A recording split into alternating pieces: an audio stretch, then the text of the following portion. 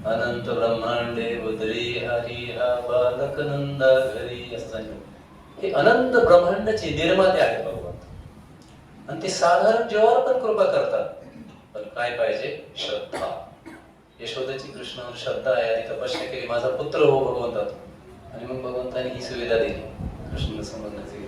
हे ब्रह्मांड कसं निर्माण झालं आपल्याकडे घरी तर खूप कच्चे आहे. अनालिसिस करायला आपलं अख्खं जीवन जातं, तरी एकदा एक शास्त्रज्ञ म्हणजे एक ढेकळाचं अनालिसिस करणं अवघड आहे. एक ढेपळी असते ना, अख्खं जीवन जातं ते ढेपळी अनालिसिस करता आहे की नाही. याच्यात ते त्याच्यात ते त्याच्यात ते नाही का, प्रोटॉन अनेक गोष्टी न्यूट्रॉन आहे.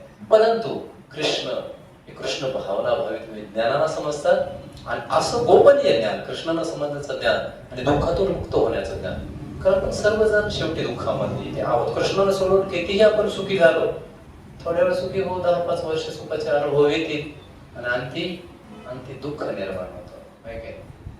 संसारात तुकाराम महाराज म्हणजे संसार दुःखाचे भांडार, रोगाचे कोठार आहे. शरीराविषयी सांगितले तर शरीरच म्हणजे शरीर रोगाचे भांडार, शरीर रोगाचे भांडार, शरीर दुःखाचे कोठार, शरीर मळमूत्राची थार, नाही अपवित्र शरीराचे, असं वर्णन केलं. शरीरामध्ये दुःख निर्माण होतं. दुःखाचे कोठार म्हणजे कळलं ना, आपोआप दुःख येतं याच्यातून. कधी कधी आपोआप दुःख निर्माण होतं आहे की नाही. काय कोणी काय बोललं नाही, काय वर्ष झालं, काय दुःख असं वाटतं नकोच हवं हे, काय खरंच नाही.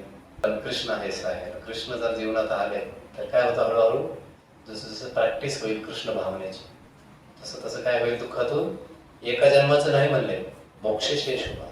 नियमितपणे जे दुःख आहे, अनंत जन्माचं दुःख भगवंत दूर करून टाकतो.